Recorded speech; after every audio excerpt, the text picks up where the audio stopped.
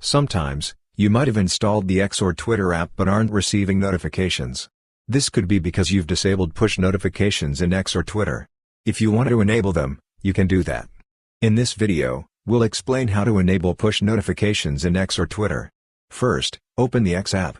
You'll see your profile photo at the top. Tap on your profile photo. When you do, you'll see Settings and Support. Click on Settings and Support. Then, you'll find an option called Settings and Privacy.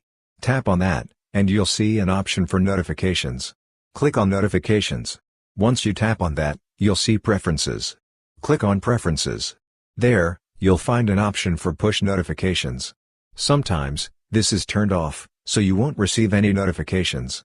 If you want push notifications, just turn this on. After that, push notifications will be enabled. That's how you can easily enable push notifications in X or Twitter. Hope this video was helpful. If you found it useful, consider subscribing. See you in the next video.